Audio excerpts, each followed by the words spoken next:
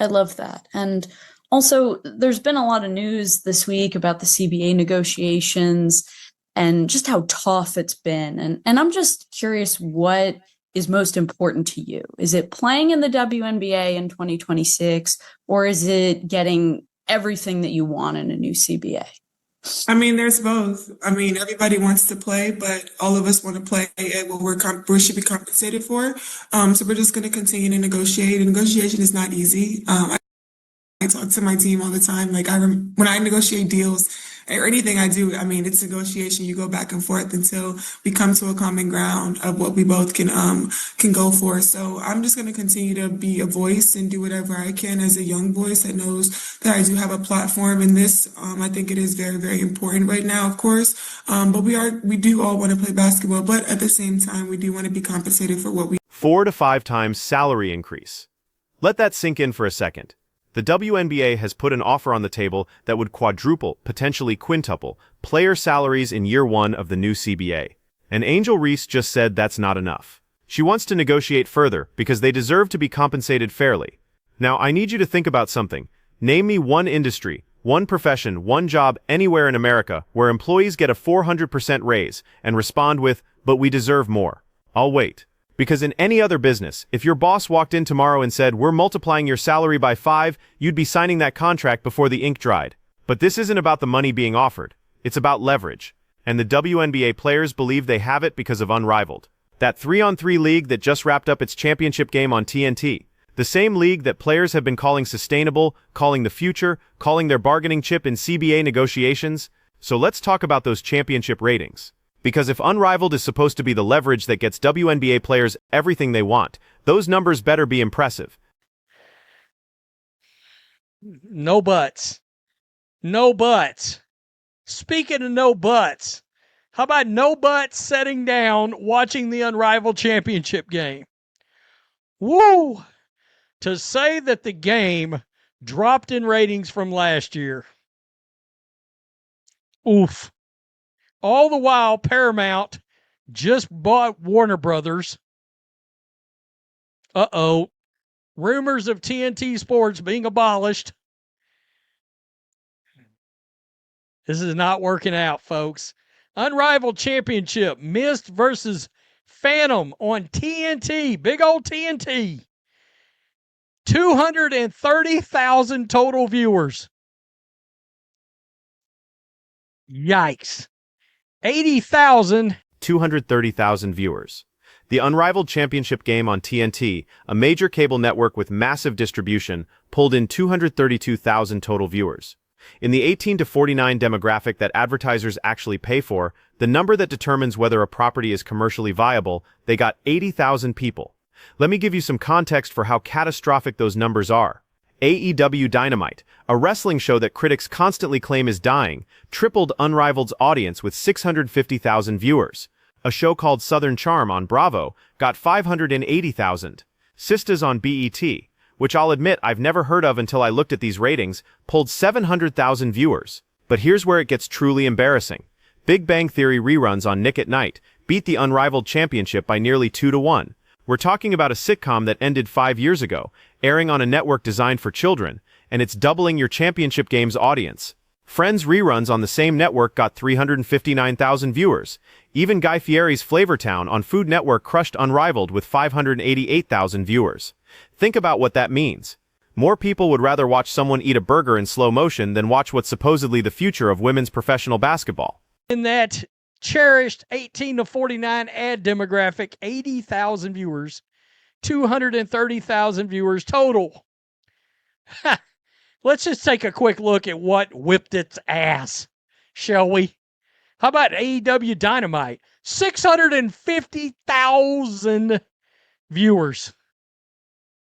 I mean, damn near 3 times the amount of viewers. Something called Southern Charm on Bravo. I don't even know what that is. 580,000. Sisters on BET. Now, some people might say, well, it's a new league, give it time to build an audience. Except we have the data from last year. The 2024 Unrivaled Championship pulled 364,000 viewers. this year dropped to 232,000. That's a decline of 132,000 viewers, a 36% drop year over year. That's not a new league finding its audience. That's a league losing the audience it had. And this is happening during a season when the WNBA just experienced its most watched year in decades, largely because of Caitlin Clark. The rising tide that was supposed to lift all boats somehow left Unrivaled sitting on the beach. The NBA regular season game that aired the same week on ESPN drew 1.583 million viewers. That's nearly 7 times what Unrivaled's championship game managed. So when WNBA players talk about deserving NBA-level compensation, remember that the alternative league they're holding up as leverage can't even draw a tenth of what a random Tuesday night NBA game pulls. Damn. I mean, that's guys, it's hilarious. Do we want to put it up against actual real basketball? NBA regular season ESPN, 1.583 million. Ouch. Yeah, bazinga. Unrivaled's ratings were great. Bazinga. Oh, wait a minute. I can show you one more thing. Last year's championship game, 364,000 viewers. 364,000 viewers. Guys, this thing was down 130,000 viewers from last year. Here's what makes this situation particularly absurd. WNBA players are simultaneously arguing that Unrivaled gives them leverage in CBA negotiations while also claiming it's not a conflict of interest with the WNBA. Think about the logic there for a second. If Unrivaled isn't a viable alternative to the WNBA, if it's just a fun little off-season thing that doesn't compete with the main league, then it provides zero leverage. You can't threaten to leave for another option if that option isn't actually viable. But if Unrivaled is a legitimate alternative that gives players real leverage, then it absolutely is a conflict of interest because it's a competing professional basketball league. You can't have it both ways. Either Unrivaled matters or it doesn't. And based on these ratings, the market has spoken pretty clearly about which one it is. When your championship game gets beat by decades-old sitcom reruns and a guy eating oversized sandwiches, you're not leverage. You're a bluff. Sustainable. Bazinga. Oh, that's great. That really is. Yeah, I watch Big Bang Theory reruns all the time. Like 2.5 Men and Big Bang Theory reruns just go in the background. When I'm not actually watching something, I just put it on the background and let it play. Hilarious show. Yeah. Not quite 2.5 Men because that's legend. Let's go back to Angel Reese's comments about the CBA negotiations. She talks about wanting to be compensated fairly, about continuing to negotiate until they reach common ground. And look, I respect the hustle. Every worker should advocate for better compensation. That's not the issue here. The issue is the disconnect between what's being offered and what's being demanded. A 4 to 5 times salary increase in year one isn't a lowball offer. That's not the league trying to squeeze players. That's a massive investment in the talent. The kind of raise that recognizes the WNBA's growth and rewards the players who drove it. But when you turn down that kind of offer, you better have real leverage to back it up. You better have a viable alternative that makes the league worried about losing you. And Unrivaled, with its 232,000 viewers and 36% year-over-year decline, is not that alternative. But it is funny as hell. Tell me what you think, black and white sports supporters. Unrivaled. The WNBA sustainable leverage. There's another factor here that nobody wants to talk about openly, but it's hanging over these negotiations like a dark cloud. The WNBA just came off its best ratings year ever, driven almost entirely by one player. Caitlin Clark's games averaged over 1 million viewers. Games without her struggled to crack 500,000. That creates a really uncomfortable dynamic when you're negotiating a collective bargaining agreement. Because the league's revenue growth isn't evenly distributed across all players. One rookie generated more viewership than some franchises have seen in their entire existence. But the CBA has to treat all players equally, which means the financial benefits from Clark's drawing power get spread across the entire league. Now, I'm not saying other players don't deserve raises. But when you're demanding to reject a 400% increase because it's not enough, you should probably acknowledge that the revenue making that increase possible came from a very specific source.